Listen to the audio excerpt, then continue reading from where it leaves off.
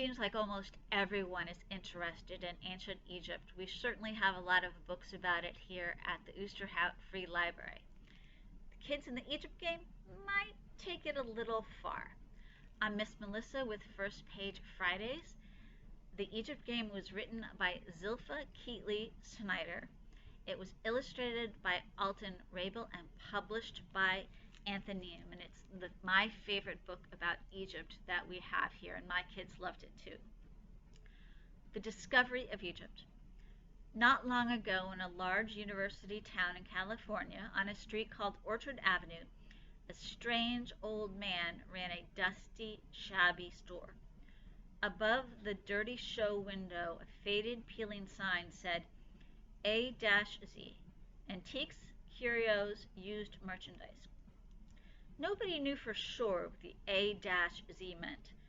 Perhaps it referred to the fact that all sorts of strange things, everything from A to Z, were sold in the store. Or perhaps it had something to do with the owner's name. However, no one seemed to know for sure what his name actually was. It was all part of the mysterious uncertainty about even the smallest item of public information about the old man. Nobody seemed certain, for instance, just why he was known as the professor. The neighborhood surrounding the professor's store was made up of inexpensive apartment houses, little family-owned shops, and small, aging homes. The people of the area, many of whom had some connection with the university, could trace their ancestors to every continent and just about every country in the world. There were dozens of children in the neighborhood, boys and girls of every size and style and color, some of whom could speak more than one language when they wanted to. But in their schools and on the streets, they all seemed to speak the same language and to have a number of things in common. And one of the things they had in common at that time was a vague and mysterious fear of the old man called the professor. Just what was so dangerous about the professor was uncertain, like everything else about him, but his appearance undoubtedly had something to do with the rumors. He was tall and bent, and his thin beard straggled up his cheeks like the dry moss on gray rocks. His eyes were dark and expressionless, and set so deep under heavy brows that from a distance they looked like dark, empty holes. And from a distance was the only way most of the children of Orchard Avenue cared to see them.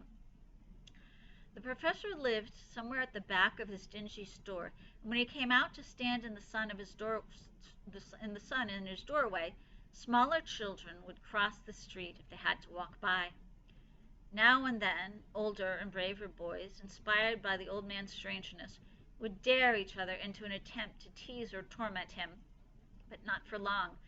Their absolute failure to get any sort of a reaction from their victim was not only discouraging, it was weird, enough to spoil the fun for even the bravest of bullies.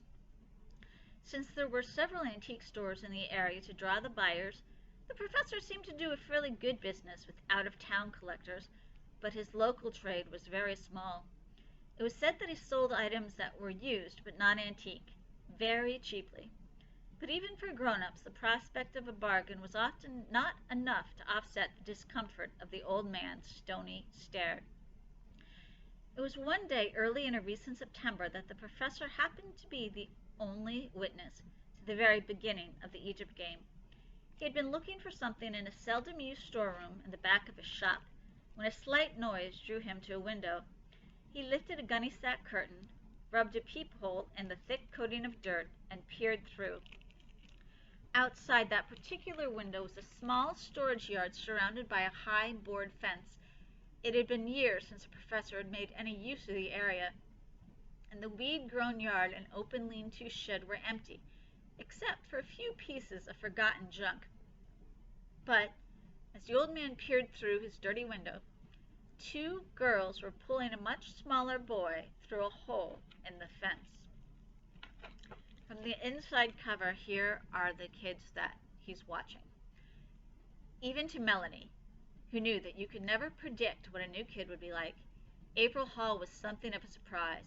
One look at her stringy, upswept hair, false eyelashes, and ragged fox fur collar convinced Melanie that April was not going to be easy to integrate into the 6th grade at Wilson School. But April had other surprises to offer, like the fact that she enjoyed reading and loved playing imagination games just as much as Melanie. Within a month, April and Melanie had developed a common interest in ancient Egypt and had begun to develop a land of Egypt in an abandoned storage yard. Complications arose when other people joined the original Egyptians, when a murderer ranged the neighborhood, and when an oracle predicted strange things. Check out the Egypt game at the Oosterhout Free Library.